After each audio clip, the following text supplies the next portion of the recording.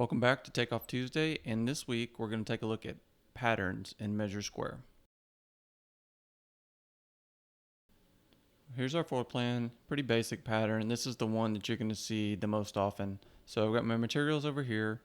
So what I'm going to want to do is I'll just pick the field color first, and we'll drag that over.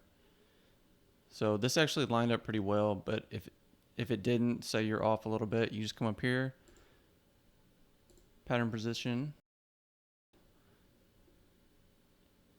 and so you can move your point around. So if it came in like that, you just want to line things up. Do that, and that's going to be real important for the next part of this first way to do this. All right, so I have my other materials over here. So what I can do is come over here. I'm going to right click, go replace tile and diagram, and that's basically just a paint. I can come through, just drag my mouse. Whenever I let off the mouse, it's going to stop. And it's just going to go like this. So you got to press down and go. And you can just go around and do that until you're done. If you happen to get off, you can just go back and click that off. And then when you click off again, it fixes it right there. This is the first, and this is probably the most typical way. You can go through, do all your different colors. And there we go. The only thing to pay attention with this is it doesn't work if the tiles are not the same size. Prove it. These are 18 by 18. This VCT is a 12 by 12, so it's not going to let me go over here and color those tiles. So that's the only thing to pay attention to. Just make sure that everything you're going to use in that pattern is the same size. Otherwise, you're not going to be able to use this method. It's not working! Method number 2 is using the divider tool. So say you have a big area like this. This is not something you're going to want to go through and just paint, right? And No, hard pass. plus there's also a cut, so they're taking not a full tile for this first row. The way to do that is come up here, we're going to go to divider and divide. Surprise, right? Spoiler alert. Come through and separate these areas out. And you can also, this one has carpet, you can also come back and do that.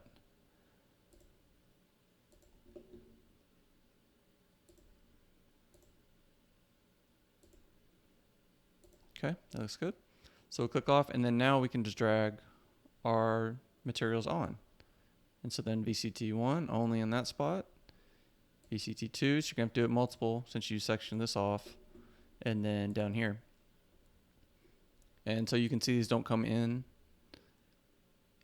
aligned. So that's why we go to pattern position, and we'll just set that position and go through and do all these. It's a little hard to see with that yellow. One of these videos, I'm going to get used to this. You'll see. Sure you will. Okay, so that's way number 2. And this is good if you have big sections like this where obviously you're not going to want to, I mean, you can if you really want to. Maybe you got nothing to do that day and you just want to kill some time. You can paint these all day long. Have at it. You do you. For me, I'm going to divide it. And this is not really for this particular lesson, but since we're here, say you had maybe different bases that went with the different VCTs. And I guess I should make a second one, right? So we'll just color this one. Let's make this blue. Okay, now say VCT2 had this blue base. So when I drop, I don't know if you saw that. We'll start that again. So even though I've divided this room out, when I drop this base on, it's not going to recognize these sections. See how it all lights up? That means it's going to drop it on every wall in there. A way to get around that is we'll come up to room edit. Help if I clicked on the room first. Now we're going to room edit, and we're going to go split room by region.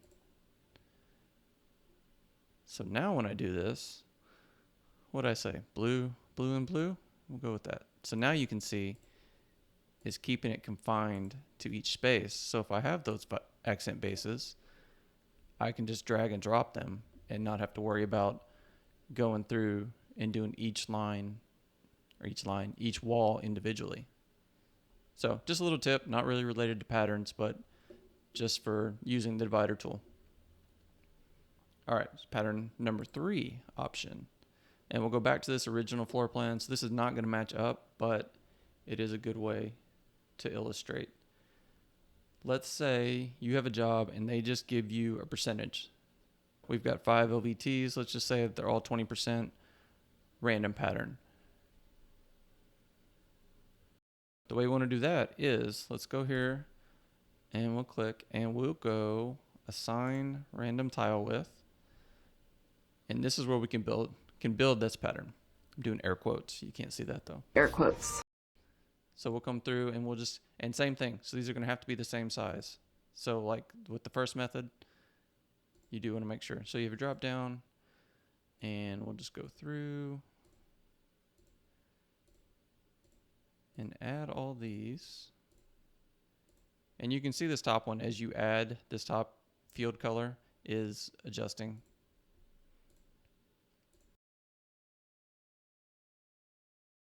That looks good. And there we go. Oh, fancy, fancy. There's your pattern, random, 20% each. You can also name these, so that helps sometimes. Let's see, so we got LVT 1,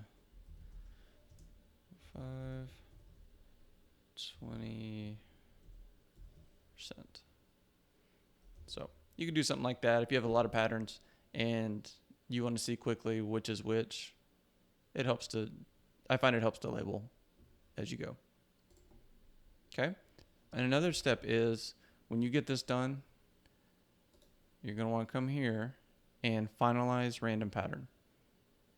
So before you sum up, because this is going to change your totals if you don't do this. So after we're done, we're ready to get our totals. We want to come here and finalize. And then we're all done. All right, so that's just 3 quick ways that you can do patterns in Measure Square. Now these also work for wall tiles. Say this one, if you have a pattern. Divider can also work on wall tiles. Say you have, and I can do this in another video if people are interested. Sign me up. Specifically for wall tile, if you have a tile that goes to 2 foot, another one that goes to 1 foot, and then another 2 foot, you can use the divider on those walls to create those breaks the same way we did with this VCT. And just pretend this is a wall. You could do the same thing on your walls with the divider tool to build those patterns. That's actually a quick way, and then you have your template. You can copy and paste that as needed. So we have that, and the paint. Let me know if you guys have any questions, and also if you have any other ways of doing patterns or anything you've seen that you would like a video on. I'm more than happy to help. While we're doing dividers, so this is another one. If you get sheet vinyl, sometimes they'll have crazy designs in them. Divider is what you want to use. So say there was let's just do it, right? Instead of make a hypothetical. Say you had just a big square of something right in the middle. Divider is what you would use. Let's just say that. So if you had a pattern like that with designs, divider is how you would do that. That's how you would trace it out, and then that separates it out. And also, so if you had sheet vinyl, we'll just pretend this is a welding rod. You could also drop that on the edges to pick that linear footage up. That's really not a very good demonstration, is it? I'll do a whole video on the sheet vinyl. That would be better than pretending VCT is sheet vinyl, right? And pretending rubber base is welding rod. Yeah, good idea, guys. We'll go with that. Teamwork. We'll stop there. So there's 3 methods. Again, if you have any questions, let me know. If you have any other ways you'd like to see, definitely let me know in the comments. So I appreciate you watching, and see you next time.